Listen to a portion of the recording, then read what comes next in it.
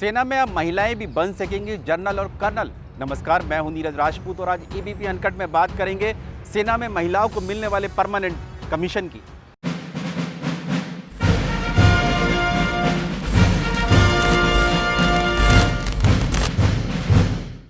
Supreme court के आदेश के बाद रक्षा मंत्रालय ने सेना में महिलाओं को परमानेंट कमीशन देने का नोटिफिकेशन जारी कर दिया है। इसके तहत अब थल सेना में जो 10 विंग या कोर होंगी उनमें महिलाओं को परमानेंट कमीशन दे दिया जाएगा। सेना की जिन 10 विंग या फिर कोर में स्थायी कमीशन दिया गया है वो हैं आर्मी एयर डिफेंस यानी कि AD, signals corps, engineers regiment, army aviation corps, EME यानी कि electronics and mechanical engineering, ASC यानी army service corps, ordnance corps और साथ ही इंटेलिजेंस कोर।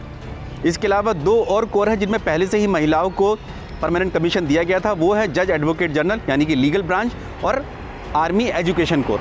दरअसल सेना में अभी तक जो महिलाएं थी उनको शॉर्ट सर्विस कमीशन यानी कि अस्थायी कमीशन मिला हुआ था। इसके मायने ये हैं कि वो 10 साल तक ही सेना में काम कर सकती थी या फिर एक्सटेंशन लेकर 15 साल और उसके बाद फिर 4 साल और कुल मिलाकर 19 साल ही नौकरी कर पाती थी।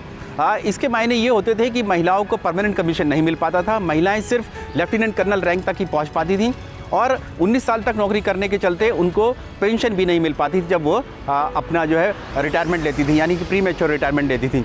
लेकिन उसके बाद जो शॉर्ट सर्विस कमीशन अधिकारी हैं उन्होंने जो सुप्रीम कोर्ट का दरवाज़ा खटखटाया और सुप्रीम कोर्ट के आदेश, हाल ही में सुप्रीम कोर्ट ने अपना आदेश दिया था कि महिलाओं को परमानेंट कमीशन दिया जाए सेना में। और ख़ासतौर से जो महिलाएं अभी कार्यरत हैं, जो शॉर्ट सर्विस कमीशन से आई हैं महिलाएं, उनको भी परमानेंट कमीशन दिया जाए। लेकिन सुप्रीम कोर्ट ने ये फैसला सेना के ऊपर और रक्षा मंत्रालय के ऊपर छोड़ा था कि किन किन विंग्स में जो थल सेना की उनमें परमानेंट कमीशन दिया जा सकता है।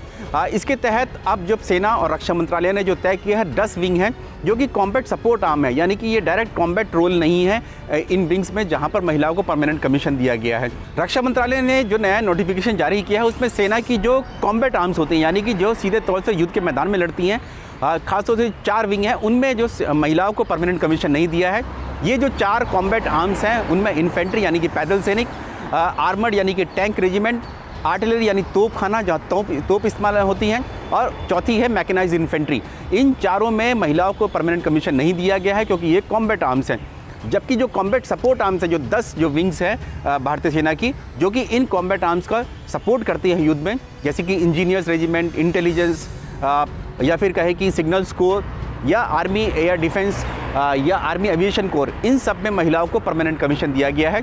इसके मायने ये होंगे कि महिलाएं अब जो है 20 साल से भी ज़्यादा नौकरी कर सकती हैं और वो कर्नल रैंक तक भी पहुंच सकती हैं, कर्नल के ऊपर भी पहुंच सकती हैं, ब्रिगेडियर या फिर मेजर जनरल या फिर जनरल रैंक तक भी वो महिलाएं पहुंच सकती हैं। इसके मायने ये हैं। अब इसके लिए थल सेना ने क्या किया है, जो महिलाएं अभी शॉर्ट सर्विस कमीशन में हैं उनके लिए एक बोर्ड तैयार किया है। इस बोर्ड में जो शॉर्ट सर्विस कमीशन अधिकारी जो अभी कार्यरत हैं उनको एक प्रक्रिया से गुजरना होगा जिसमें इंटरव्यू भी होता है। जो बोर्ड बैठता है उसमें वो इंटरव्यू लेता है और उसके बाद अगर वो इनको सही पाता है इन महिला अधिकारियों को तो वो हो सकता है कि वो आगे कर्नल रैंक तक भी पहुंच सकती हैं। लेकिन बोर्ड बैठा जाएगा उसके बाद ही। कर्नल रैंक बनने के बाद क्या होगा कि वो कमांडिंग ऑफिसर की जो पोजीशन है वो भी महिलाएं ले सकती हैं, यानी कि जो यूनिट्स होती हैं सेना की, ये किसी भी रेजिमेंट की या फॉर्मेशंस की या फील्ड में वहाँ पर जो यूनिट्स होती हैं उनकी जो कमांडिंग ऑफिसर का रोल है वो भी ये महिलाएं निभा सकेंगी। ये अपने आप में जो महिला सशक्तिकरण के लिए ये एक बहुत बड़ा कदम है क्योंकि पिछले कई सालों से महिलाएं प्रयासरत थीं कि उनको भी कमांडिंग ऑफिसर का पद दिया जाए, लेकिन अभी तक क्योंकि वो लेफ्टिनेंट कर्नल रैंक पर ही रिटायर हो जाती थी इसलिए उनको कमांडिंग ऑफिसर का रोल नहीं मिलता था, यानी कि कमांड नहीं कर पाती थी वो किसी यूनिट को। लेकिन अब कमांड कर सकेंगी और कमांड करने के बाद वो और हायर रैंक्स तक भी जा सकती हैं।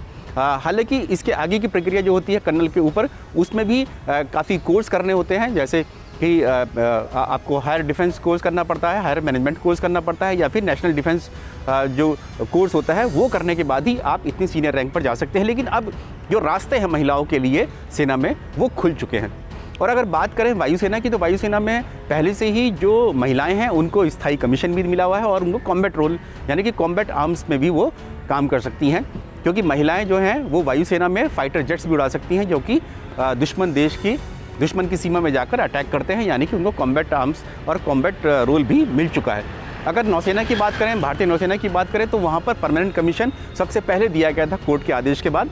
लेकिन अभी भी जो महिलाएं हैं उनको जो युद्धपोत होते हैं, वॉरशिप्स होते हैं, उन पर तैनात नहीं किया जाता है।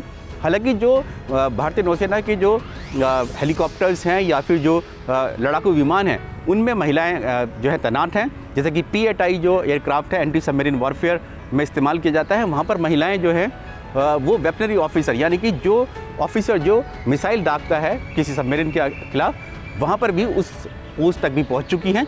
लेकिन अभी भी जो युद्ध पोत है वहाँ पर वो तैनात नहीं की जा सकती। तो ऐसे में जो 2 विंग्स हैं खासतौर से जो सेनाओं की यानी कि थल सेना, नौसेना, वहाँ पर कॉम्बैट रोल जो है सीधे तौर से महिलाओं को नहीं मिला है, लेकिन वायुसेना में महिलाओं को सीधे तौर से रोल मिल चुका है। ABP न्यूज़ आपको रखे आगे।